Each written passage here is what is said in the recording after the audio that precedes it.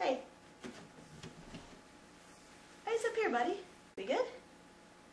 Good. Happy June. It's officially summer. It's time for picnicking, lake sitting, hiking, swimming, tanning, concerting, drinking.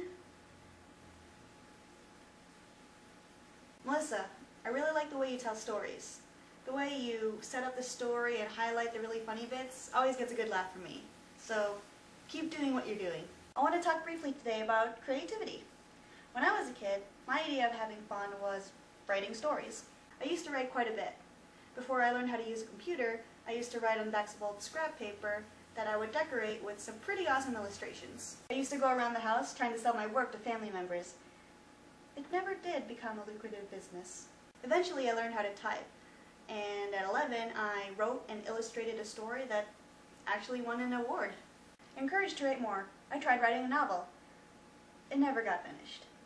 Middle school happened, and my writing skills were used more for writing persuasive essays for English class than for telling stories.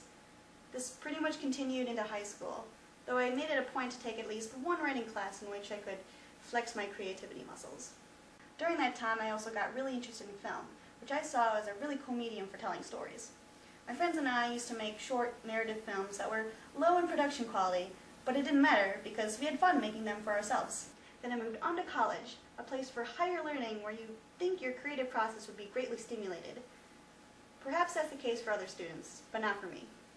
I really enjoyed writing and filming as hobbies. However, because of the major I chose, I found myself taking more math, science, and research-related courses. It's a little hard to be creative when you're trying to find the statistical significance of the effectiveness of a certain treatment. There were a few instances during my junior and senior years when I took some fun courses to push myself creatively. Advanced Italian writing? Oh yeah. I wrote stories in Italian. Producing an animated film for a psychology course, one of the hardest and yet most rewarding experiences I've had in film production, and filming a documentary for a film course. Outside of these experiences, however, I didn't really feel like I had room to grow creatively.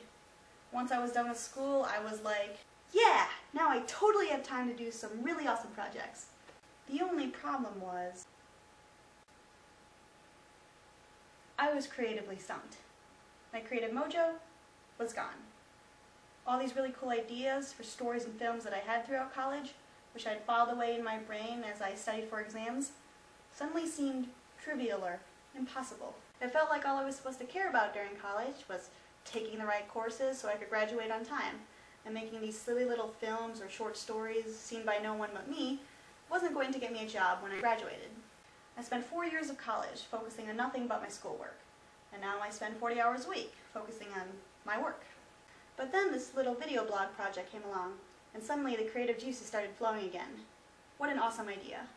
Using the medium of video blog to communicate with your friends. It was definitely something I wanted to try. I like that we're making these video blogs for ourselves. It's more intimate, and you can goof off in these things, and it's okay, because you're just being silly in front of your friends. So my question for you guys this week is, are there any courses that you wished you had taken during your undergrad, but felt you couldn't? Maybe because it didn't help your major, or it didn't fit into your schedule? If I had the chance to go back and get another degree, I would definitely take more film courses.